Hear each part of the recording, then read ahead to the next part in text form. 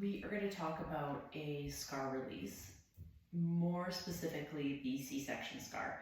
Any scar in our NKT practice will throw off a lot of the rest of our body and create compensation patterns.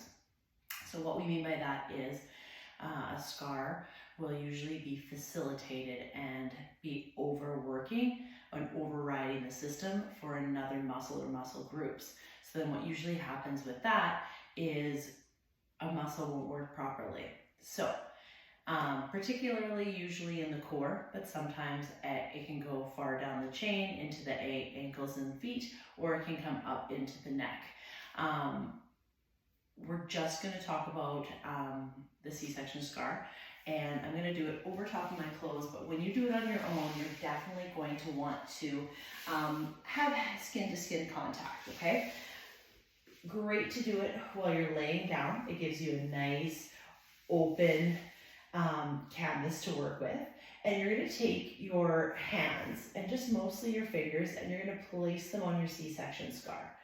Okay, so placing them on your C-section scar very gently, about 5 grams of pressure. That's as much as if you put like a nickel on your belly or on your body and you felt that pressure. Not very much. So we're gently just going to rest our fingers across that C-section scar.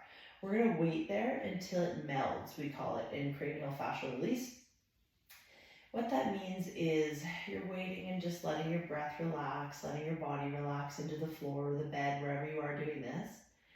And you're going to start feeling a sensation of your hands and your skin on your C-section scar. You can't really tell where one ends and one begins, meaning they meld together. So all of a sudden it just becomes like one. Sometimes it will take a few minutes, especially when you're getting new to it. But after you get used to it, you'll be able to do it quicker and quicker. Okay, so once you get that feeling, you're going to move your hands gently, okay, up or down. It's kind of like you're moving the skin, but we're moving the fascia, which is the layer of connective tissue under the skin. So it doesn't want to go down. There's a hard stop there. So I'm going to keep that melded. I'm not going to add any pressure, and I'm going to let that hand come up. And it stops maybe about a 1/2 inch up my core. And then I'm going to wait and let it meld again, because sometimes with movement, you'll start to feel the difference between the scar and your fingers. I want to wait till it melds again, and then we're going to go side to side. So I'm going to go left, and I'm going to go right. And it definitely doesn't want to go left, and I'm getting a little movement right on my C-section scar. I'm going to wait there. Now I've gone up and to the right, just keeping track of what my movement is. And breathing and letting those fingers meld back into the scar. Then I'm going to turn clockwise or counterclockwise and see which way it wants to go. Today, this wants to go counterclockwise, and I can feel a shift happening in the fascia.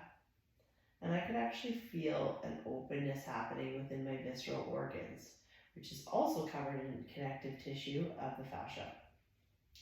And you're going to just hold there once you meet that end range of that rotation in the fascia.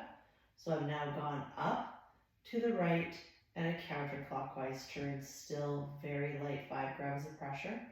I'm going to hang out there until I feel a change.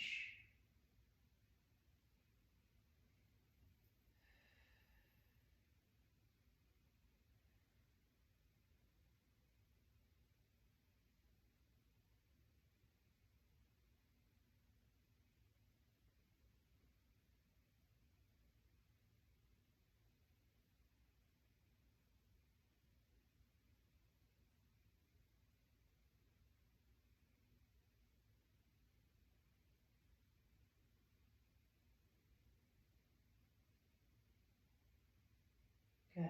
Once I feel that change, can take up to 2 minutes, I'm going to just let that scar release back down Give yourself a couple breaths, and then you're going to do the activation that your NKT practitioner gave you, whether that be the dead bug or a transverse abdominis holds, pulling the belly button in, whatever it is your NKT practitioner told you you're going to do, you're going to find that neural edge of that activation to pair with that facilitated scar.